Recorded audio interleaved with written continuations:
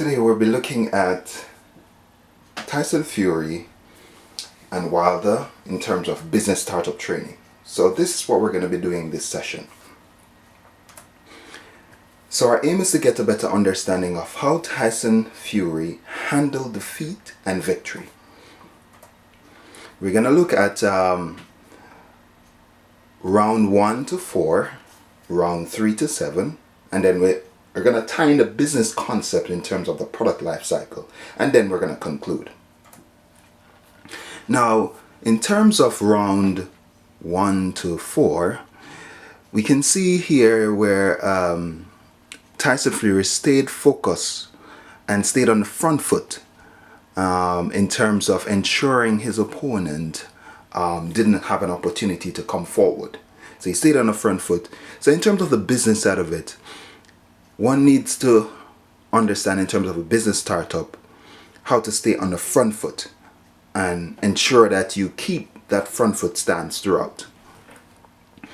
In terms of Tyson Fury, throughout the round 1 to 4, Tyson Fury have a strategy and stick with that strategy. He had a strategy, he knew what he was going to do, how to win the match, and he stuck with that and he never wavered on the strategy. So what lessons we can learn from that in terms of business startup? Study the market, do what works, don't try something new. Once the market tells you this is working, stick with it and don't change. As you go through the round 1 to 4, land the first knockout punch, and that is what Tyson did in round 3 and 4. He ensured that he had the knockout punches and a few canvases. He was able to put his opponent on the canvas a few times. And in business, you stick with the script. Once you know what's the focus, what's the mission, you stick with the script. Keep your opponent's upper hand. Keep your opponents and don't allow them back in. You have an upper hand over your opponent, you keep it, and you just remain focused and don't allow them back in and stick to what works. Now in terms of round 5 to 7, it's more of a consolidation now taking place. So in terms of Tyson Fury, once Tyson established the lead, he never looked back. So he established the lead in this particular encounter, and once he established the lead, he never looked back. And so in business, once you find out what works and it bears fruit, you just stick with it. Never look back. Keep your opponents back to the ring. You keep them to the ring. You don't look back. You just keep it going forward. And in business, once you do that and you keep the pressure on, you will reap the successes. And as the round progresses, we're into round 5 to 7. So we're on the upper end of round 7 now, or round 6, 7. So you give the killer punch. Once you have the opponent for an extended period, you give the killer punch. And in business, once you have the upper hand, once you are in front, you give the killer punch, which means your opponents will not have an opportunity to come in because you've made sure you've locked the door on them. You knock out your opponent once you're able to, and in this instance, Tyson was able to knock his opponent out. And once you do that, you remain on top. So never let your opponent back in the wing. Don't allow the door to be open. You keep it locked and you keep them down, and you will get the victory. So now let's have a look at the product life cycle. So in terms of the product life cycle, we have the introduction, we have the growth, we have the maturity, and we have the decline. But before we have the introduction, we have what is called development.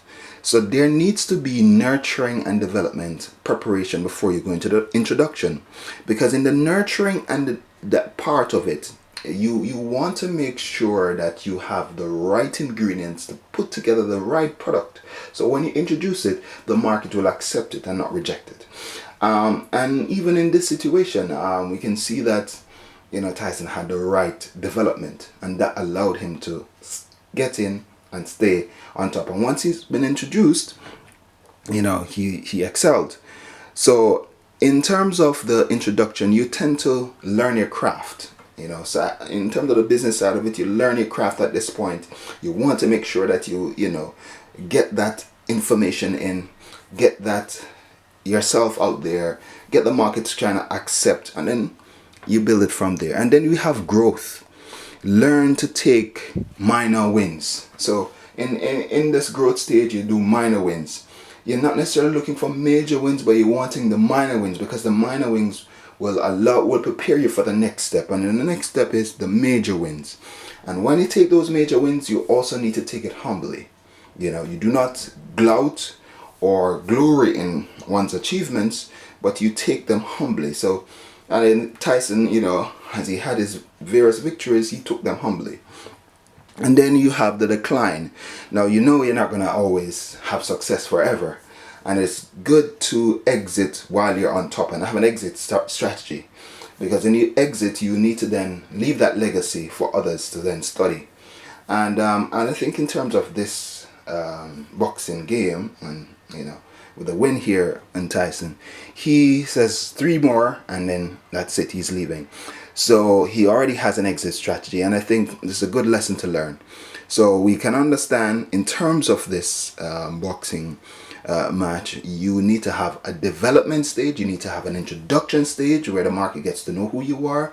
You have the growth where you have some small wins, then you have maturity where you have major wins, and then you have the decline where age or other factors comes into play, and then you have to exit with a legacy.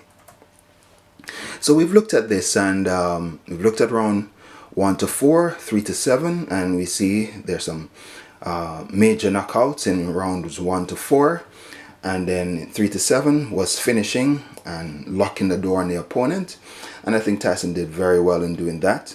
I like to congratulate him for his success, and may he use this as an opportunity to even build on further successes.